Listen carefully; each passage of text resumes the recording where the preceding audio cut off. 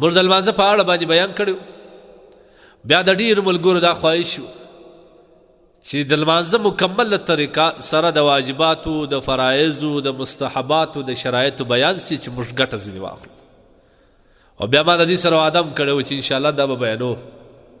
نو انشاءالله نن خپله وعده د نن څخه پوره کېدل شروع کوم. انشاءالله د لمانځه په اړه باندې به موږ تاسو کلیپان جوړوو چې د لمانځه د مخکې څه کول پکار دي، بیا چې کله په لمانځه ودرېږي په کومه توګه باید موږ لمونځ ادا کړو. لومړی د لمانځه در مخه چې کوم شرایط د لمانځه دي، اول شرط دا دی چې انسان به خپل بدن پاکوي. که چیرې د ده پر بدن باندې ظاهري نجاست مشته یو لکه وینه وه یا ګندګي وه یا بل شی و، هغه به مینځي، صفا کوي. او که چیرې بې غسل و جنوب و، بیا به غسل کوي. د غسل طریقه به انشاءالله په تفصیل درته بیانوم. او بیا که چیرې بې اودس و، اودس به کوي. او دغه اودس چې څومره په ښه توګه باندې کېږي باید وسي. موږ بعض کسان چې کوم دي په اوداسه کې تلواره کوي، د بدن اعضا یې وچي، کله یې پښه وچه پاته سوي، خاص کر په ژمي کې، کله څنګلی وچ پاته سوي، کله دا زنه لاندې دا ځای وچ پاته سوی، اودس یې نه ایسه. ما درته وویل نبي علیه السلام د قبرو سره تېرېدي. نبي علیه السلام فرمایل چې دا ته الله پاک جل جلاله په قبر کې عذاب ورکوي. د یوه کس د قبر د عذاب یوه وجه دا وه چې دا کسان چې کوم وو د اوداسه اهتمام یې سم نه کوي او د بولو د څاڅکو څخه یې ځان نه ساتي. نبي علیه السلام د صحابو سره روان، یو ځای د اوداسه رالی. نبي علیه السلام اودس وکړي، صحابه هم اودس وکړي. کله چې نبي علیه السلام د صحابو پښو ته وکتل، د بجلک شاوخوا د اکثرو دا وچ وي. نبي علیه السلام ورته وفرمل ویل للعقاب، هلاکت وي دا کسان دپاره چې هغوی په اودسونو کې خپل پړ دغه بجلکې وچ پاته وي. مطلب په اوداسه کې چې څومره ښه اهتمام کېږي، هر اعضا په ښه توګه باندې پرېوړي، ځکه دغه اودس ته د ګناه د مغفرت ذریعه ګرځي. ما د حدیث درته ویل مخکې. نبي علیه السلام فرمایي کله چې یو انسان د الله د رضا دپاره په مینه د لمانځه دپاره اودس شروع کړي، کله چې دی بسم الله ووایي، خوله ومینځي، لاسونه ومینځي او بیا خوله و پزه پرېولي، الله سبحانه وتعالی د دې ګناه رژي. کومه ګناه چې په پزه یې په خوله باندې سوې. او بیا چې کله دی په لپه کې اوبه راواخلي او پر مخ باندې توکي، بیا د ده پر مخ چې دا اوبه روانې وي او در ځینې لاندې دا اوبه څڅېږي، څاڅکي په دغه هر څاڅکي باندې الله پاک جل جلاله د خپل بنده ګناهونه معافوي. او بیا چې کله دی لاسونه در سنګلي مینځي، الله د لاسو ګناه معافوي. بیا چې کله د سر مسه کوي، الله د سر ګناه معافوي، د هغه رقم د پښو پورې. بیا چې کله انسان اودس پوره کوي او دا کلمه ووایي اشهد ان لا اله الا الله واشهد ان محمدا عبده ورسوله اللهم اجعلني من التوابين واجعلني من المتطهرين واجعلني من العلماء الصالحين الفائزين ارسلو چې په واس پرای. الله پاک جل جلاله د دې اوداسه په وجه باندې په ښه توګه او په محبت باندې د اودس وکړي، الله پاک د جنت 8 دروازې د خلاص کړي. دا په اودس باندې موږ تاسو اودس سره کوم. زه به یو چابک اودس وکړم، باره به بیا جماعت ودرم. د اودس چې راشي کله یې پښه وچي، یوه چپلکه ولته وغورځي په دا سټ کې ومرشي، را بل چیز د لمانځه تلوار هېڅ دا څه دی، څه پېښه ده. آرام دا عبادت دی. د الله حضور ته روانې، ته څه په تلوار روانې.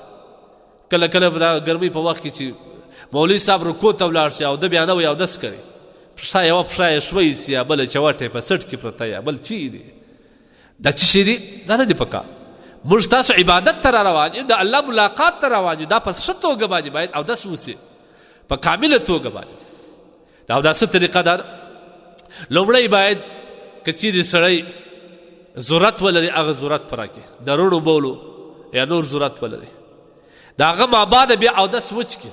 بهترینه دا ده، بهتره طریقه دا ده چې سړی اودس په کامله توګه وچ کړي، بیا پاکی په کامله توګه راځي. ما درته ویل نبي علیه السلام وایي مفتاح الجنة الصلاة ومفتاح الصلاة الطهور، د جنت کلی لمونځ ده او د لمانځه کلی پاکي ده. پاکي چې څونه په ښه توګه کړي، نو باید سړی په لوټه باندې یا په ډبره باندې یا په ټیشو باندې اودس وچکړي. که د چا اودس نه وچیږي هغه دې بیا ودرېږي، یو څو قدمه دې واخلي یا یوه پښه دې پورته کړي دا بله پښه دې واړوي، په دغه رقم اصولو باندې چې کوم ساس کړي هلته پاتې وي هغه به راووځي اودس به وچ سي. بیا د هغه مع بعده بیا په اوبو باندې اودس استنجا وویل سي.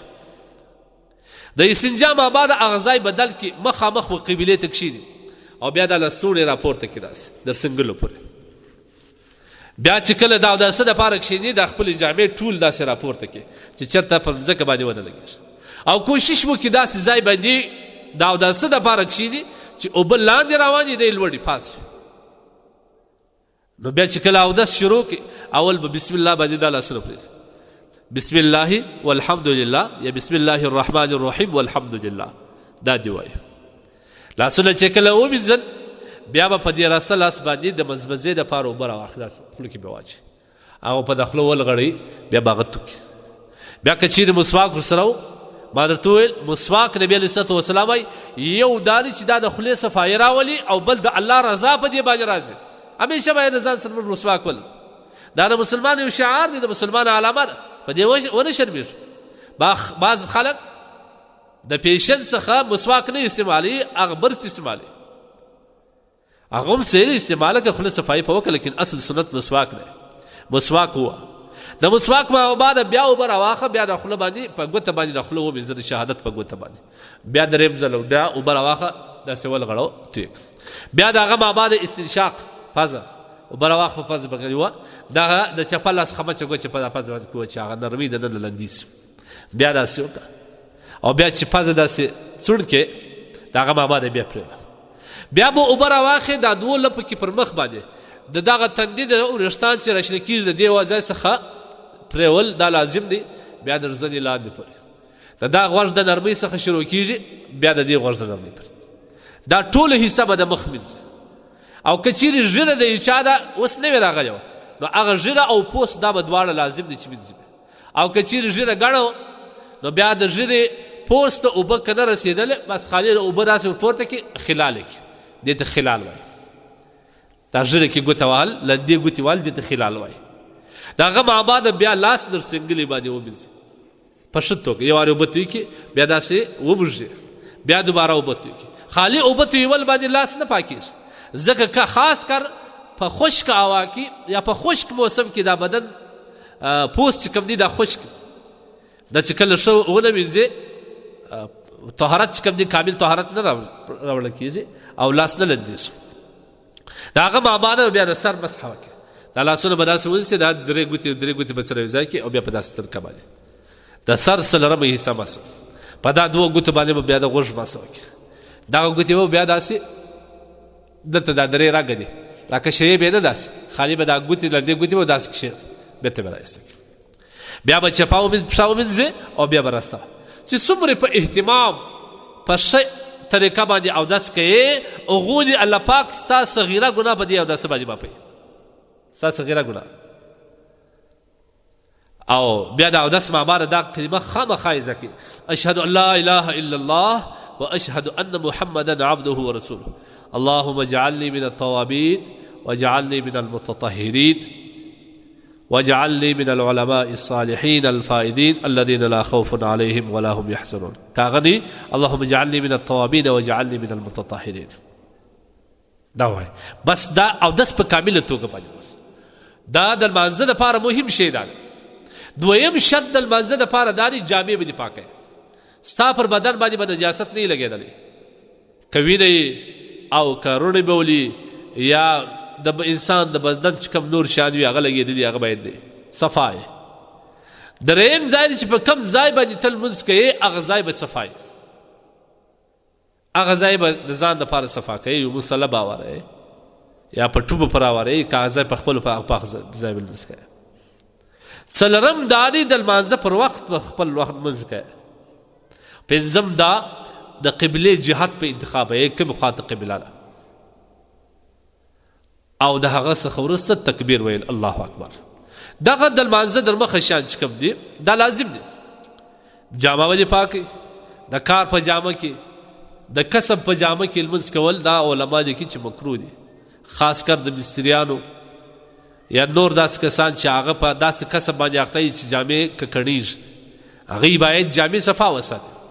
که چیرې ککړې جامې هغه د لمانځه وخته بدلې کړي، هر هغه جامه چې ته یو مجلس ته نسې پکللی یا یو شادي ته نسې پکللی یا د یو سیال او تربور کره نسې کللی یا د باچا و مخ ته خو بیخي نسې وکللی، په هغه جامه باندې به لمونځ هم نه ادا کوي، هغه جامه به لمانځه ته هم بدلوي. نو دا د لمانځه در مخه دي، انشاءالله د هغه وروسته به بیا د لمانځه چې کوم دننه شیان دي هغه به بیانوو.